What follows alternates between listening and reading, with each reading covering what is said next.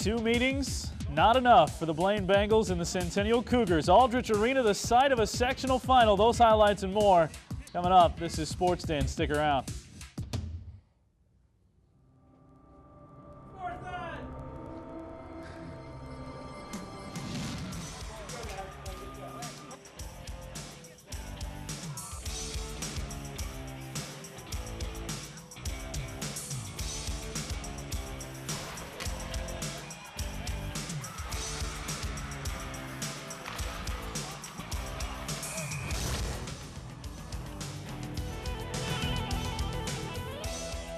This is Sports Den. Welcome into another winter edition of our sports show. And as always, joined by Mary Peters, and so happy to have this guy to my left back with us, Jeff Dinsmore. Good to have you back. It's good to be back. This is good. I mean, I'm excited.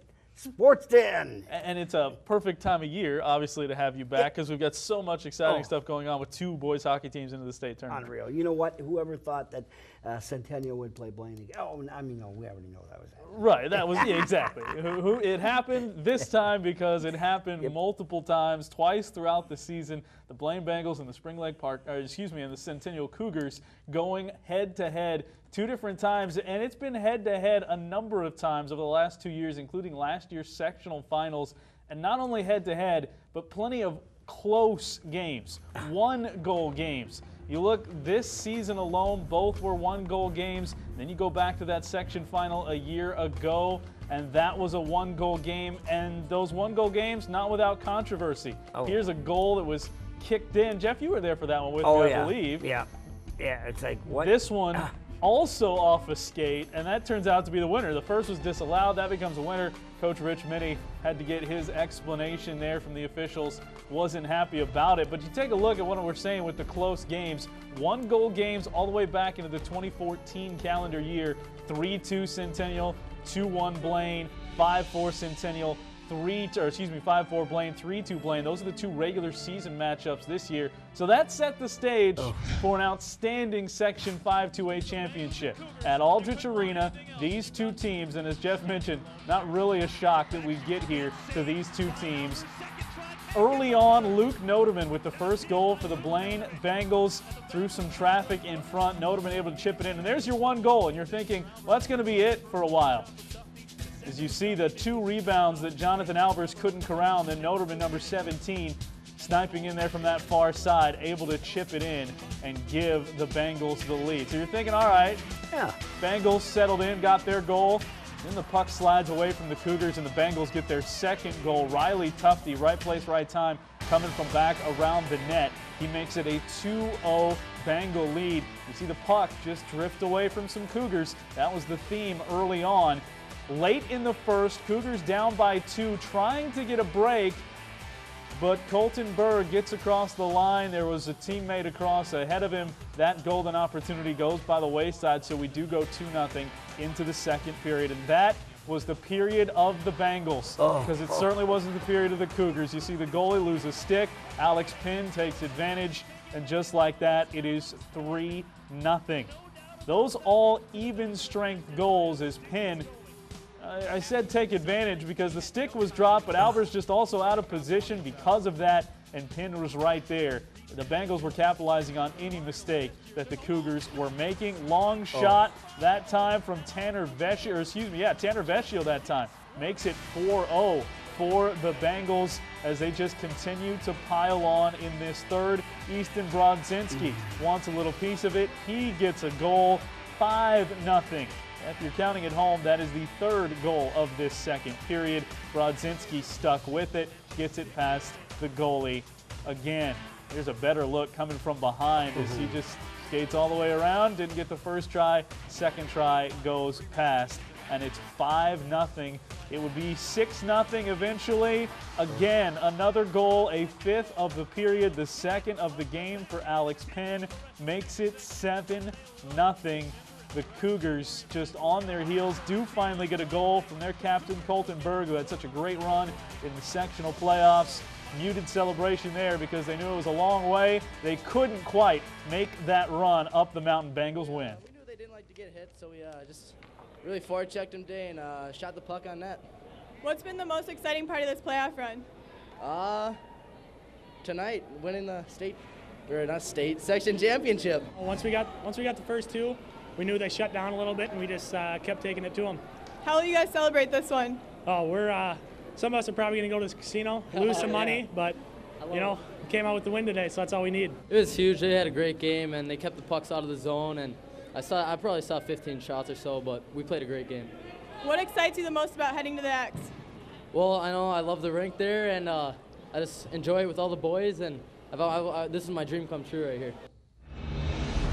So they head to the X, and who did they draw? Number 5, Eden Prairie. That's quite a 4-5 matchup for the Bengals as they make their 11th state tournament appearance. Lakeville North is the 1 seed, Duluth East in unseeded, along with Hill Murray, St. Thomas, Edina, the 3 and 2 seeds, Bemidji also unseeded into the state tournament. That all going on today, and it is an exciting time to go there. But the Bengals, Jeff, we'll talk about the Panthers in a second. The Bengals, some people giving them a chance to make some noise. It's what I told you earlier. I said, you know what, the thing of it is that, Blaine they've won, 19 games in a row? Yep. This team is, they could win this thing. They haven't lost. They haven't lost since early January, so we're going on 2 months now without a Blaine Bengal loss. Mention the Spring Lake Park Panthers, and they are headed to the state tournament as well.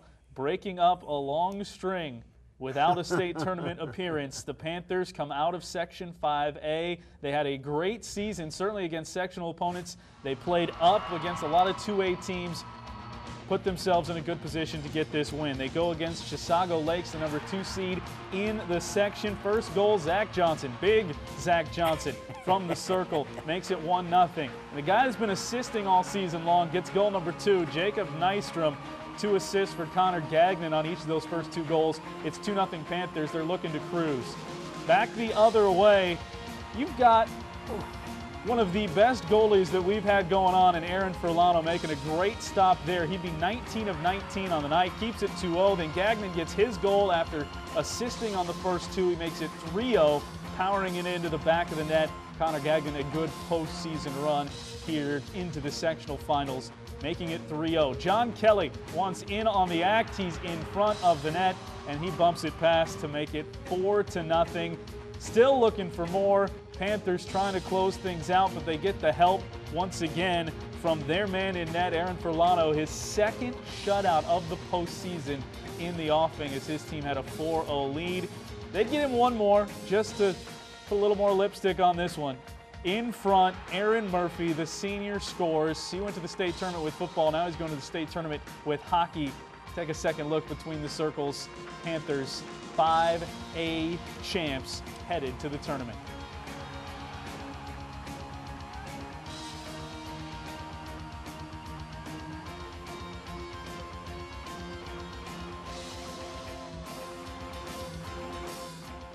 Amazing. I've been dreaming of this since I was like 6 years old, going to state for hockey, so I can't really find words to describe it.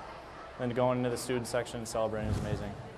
Puck just came out to me, and then there was a wide open net, so I just put it away, and the feeling was amazing. It kind of just getting up 2-0. It's just a great feeling, and I don't know, just amazing. I mean, this whole section actually was all about team. Wasn't about points or anything, just everybody.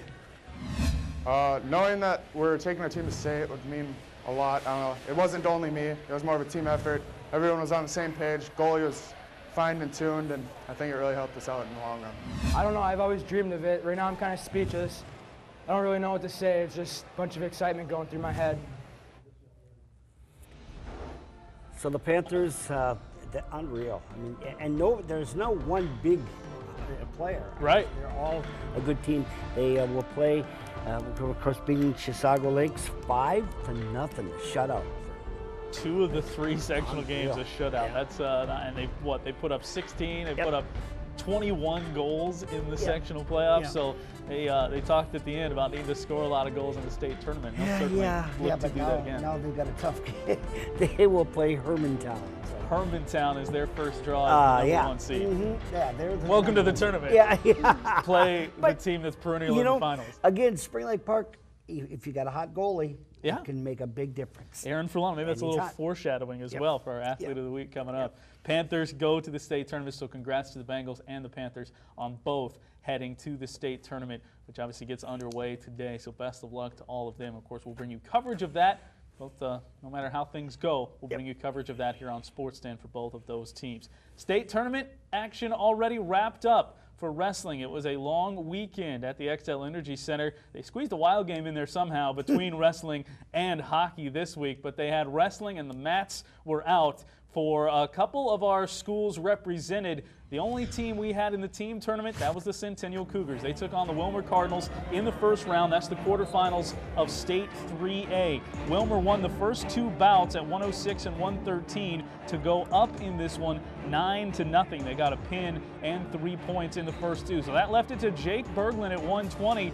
to try and find his way to a victory to get the Cougars back in it. He did. He got 4 points for him. It's 9-4, headed into 126. Tyler Shilson at 126, wrestling Lincoln Shin of Wilmer would get the tech fall as he worked him all throughout all three periods, and the Cougars tied it up at 9 after 126. On to 132, they would lose. Wilmer's Logan Walkow gets a victory, and so the Cougars are down again. But back to 138, Bailey Ludwig, wrestling at that weight class, pulls another victory over Breck Erickson of Wilmer.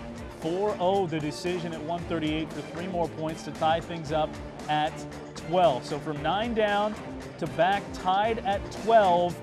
The Cougars, though, they went on a heavy losing streak, lost 6 straight bouts from 145 to 195. It was well in hand for the Cardinals at that point, 38-12. They led. Andrew Fallardell, though, for Centennial at 220. Got 6 more points for the Panthers as he earns the fall over Jalen Cabrera. And the Cougars got back on the board, 34-28 into the final bout. That's Joe Nelson. Joe Nelson turns the tables, and he gets the pin over Brady Riegstad of Wilmer. Your final, though, 38-24, and the Cardinals beat the Cougars in the first round. The Cardinals would move on and lose in the semifinals to eventual runner-up St. Michael Albertville. There was more wrestling to be done for the Cougars against the Spuds of Moorhead.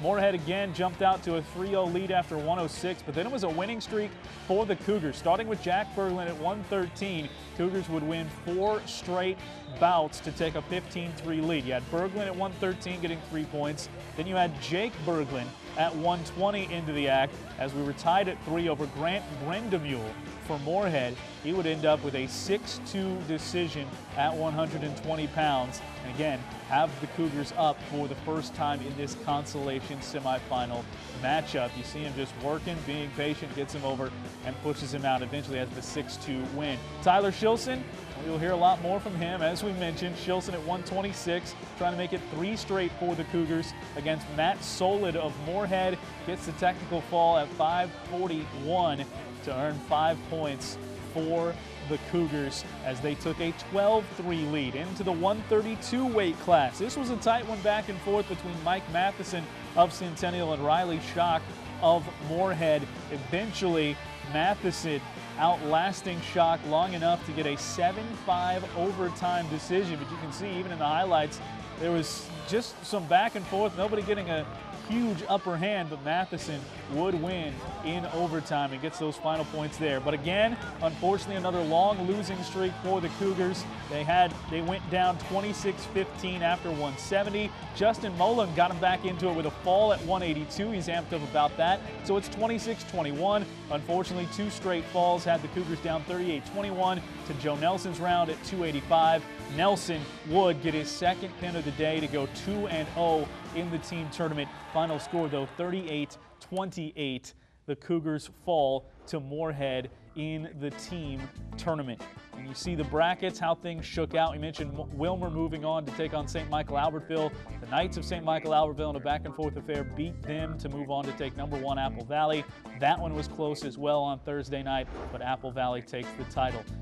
You look at the 2A brackets for wrestling. Simley, the 1 seed, they skate all the way through against the number 2 seed Albert Lee, and it was a tight matchup there. Both 1-2 matchups at 3A and 2A. Taking a look at the wrestling state class 1A tournament, number 1 Minneota took on Atwater Cosmos Grove 55-60. They went on to beat Jackson County 49-23, and then they met up with Zambroda Mazeppa and won 31-30. So that was the first day of action at the state wrestling tournament. The second 2 days, well, that's all about the individual wrestlers. We had Jack Berglund at 113. We had a host of wrestlers in. We'll get you all their results, but Jack Berglund at 113 got a win over Ricori's Cole Steele 6-4 to move on to the semi. So he picked up a win on the day. He would lose to Tyler Eichens of Anoka in the quarterfinals, but Berglund ends up going with the victory in that first round. Jake Berglund also wrestling. He'd get a victory over Adam McSorley of Hastings, a 4-3 win for Jake Berglund. He would move on to lose in the quarters to Bemidji's Brian Moss in that quarter-final round. Tyler Shilson, though, is the guy that we've been keeping an eye on as you see Berglund finish off his match to get that win over McSorley. But Shilson, let's set it up at 126. He came in expecting quite a bit from himself, and he delivered. A fall early on against Logan Capon of Little Falls. That was in the first round just to earn himself a trip to the quarterfinals. Capon was a tough wrestler to draw right out of the gates. Obviously, there's a lot of wrestling to be done if you're going to make your way all the way through the bracket. You see the good hold and the stick there for Shilson. Still fighting with Capon, this one coming late now in the second, trying to get the pin, and does. He wins by fall, moves on to the quarterfinals. He'd face Lee Schmalls of Mound West Tonka.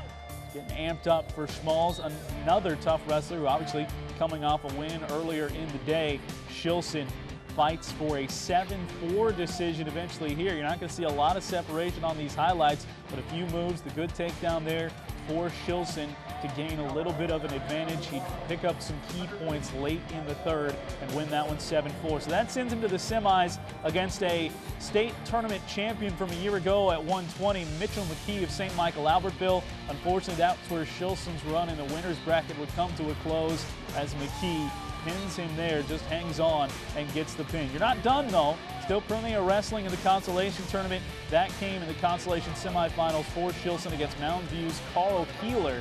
And he pretty much cruised in this one against Keeler to an 11-0 decision for Shilson to pick up his third win of the tournament. At this point, he's 3-1 and bearing down on a third place matchup, by far the wrestler for the area that went the furthest on the tournament.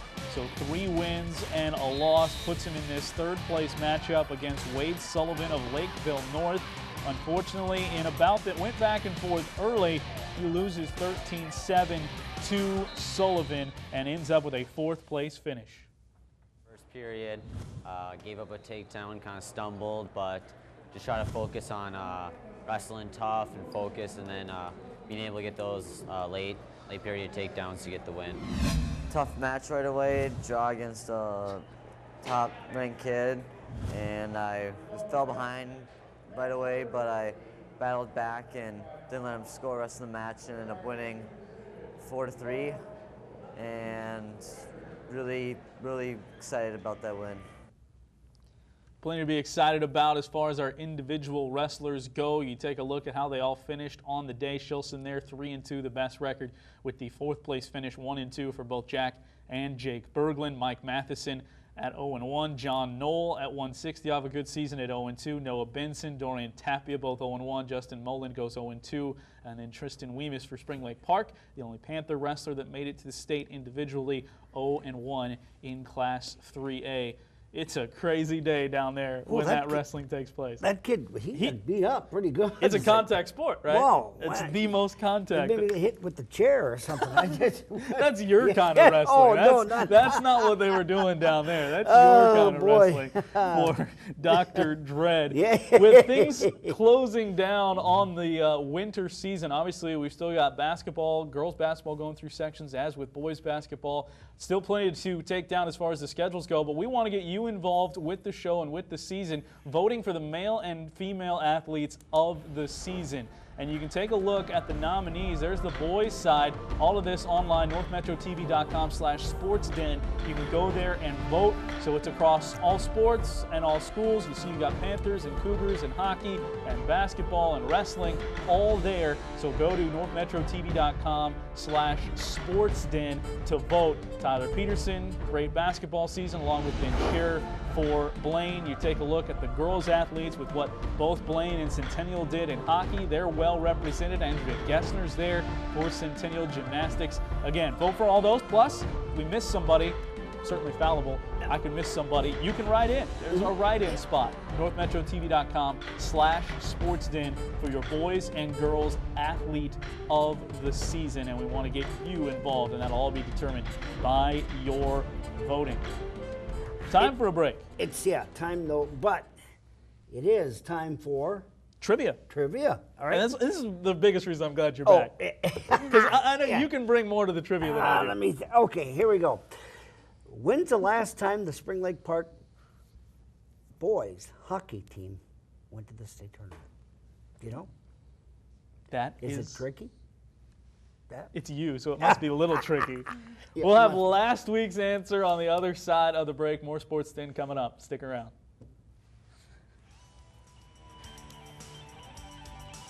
You would ask a trick question. But it was it's a question. The Hampton Inn & Suites in Lino Lakes is conveniently located off 35W at exit number 36, just 20 minutes away from both downtown Minneapolis and St. Paul. While you're here on business, enjoy Hampton's first-class amenities. Hampton offers a swimming pool, spa and sauna, fitness center, a state-of-the-art meeting room, free high-speed internet, complimentary breakfast, and our corporate shuttle will get you where you need to go. Hampton Inn & Suites, Lino Lakes. We love having you here. Welcome back to Sports Den. I'm Mary Peters, Jeff Dinsmore, J.W. Cox.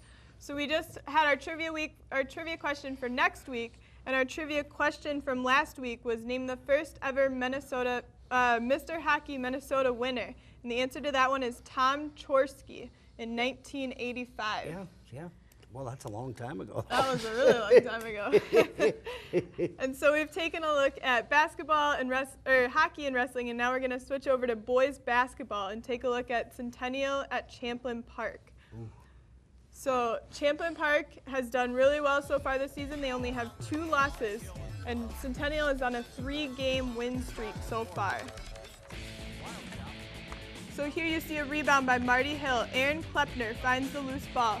Tyler Peterson is able to maintain possession for an easy layup. And Elliot Leiden drives to the bucket.